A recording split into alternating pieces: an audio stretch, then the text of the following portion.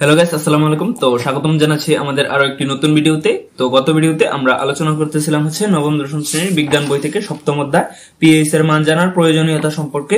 তো পিএইচ এর মান জানার প্রয়োজনীয়তা সম্পর্কে পার্ট 1 এখনো যারা যারা দেখেননি তারা পার্ট 1 দেখে নেবেন। আর পার্ট 2 তে আমরা এটা সম্পর্কে আলোচনা করব। তো পিএইচ এর মানের প্রয়োজনীয়তা সম্পর্কে আমরা আলোচনা করব। তো গত ভিডিওতে যতটুকু পর্যন্ত পড়েছিলাম তারপর থেকে শুরু করব।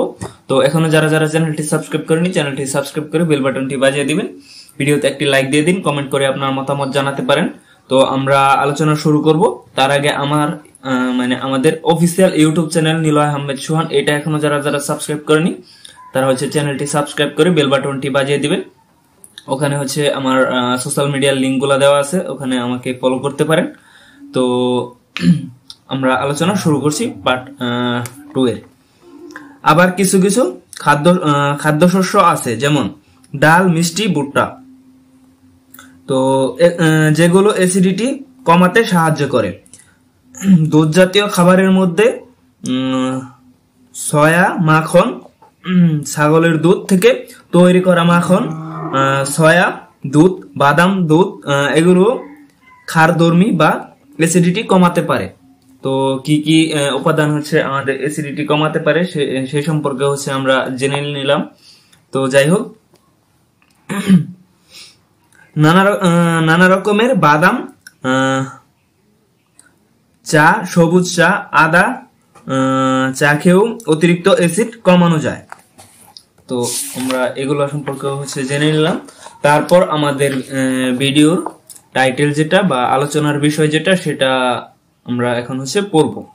তো পিএইচ এর মান জানার প্রয়োজনীয়তা সম্পর্কে আমরা এখন জানতে চলেছি।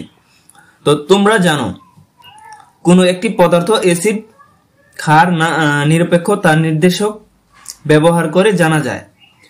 তো কোন পদার্থ ক্ষার না নিরপেক্ষ তা নির্দেশক ব্যবহার করে আমরা জানতে পারি, এটাই এখানে বলা হয়েছে। তো কিন্তু তাতে কি পরিমাণ অ্যাসিড বা ক্ষার আছে সেটি কিভাবে বোঝা যাবে? সেটি বোঝা যায় পিএইচ এর মান পরিমাপ করে। তাহলে এবার আমরা এই পিএইচ এর মান কি বোঝায় তা জেনে নিই। তো এই পিএইচ এর মান কি বোঝায় সেটা সম্পর্কে আমরা এই ভিডিওতে জেনে নিব।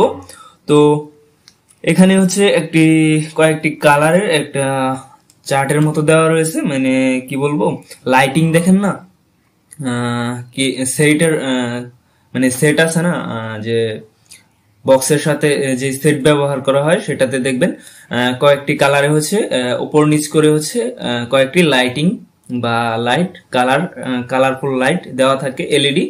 তো ওই রকম এখানে কয়েকটা কালার দেওয়া রয়েছে, আমি আপনাদেরকে দেখাচ্ছি। এই যে দেখতে পাচ্ছেন, এগুলো কালার, এই কালার গুলা দেওয়া রয়েছে এখানে। তো যাই হোক, আমরা আলোচনা শুরু করি আবার। নিরপেক্ষ দলীয় দ্রবণ বা বিশুদ্ধ পানি যেখানে কোনো অ্যাসিড বা ক্ষার থাকে না, তার পিএইচ হয় 7। আর যদি এতে অ্যাসিড যোগ করা হয় তাহলে পিএইচ এর মান কমে যায়।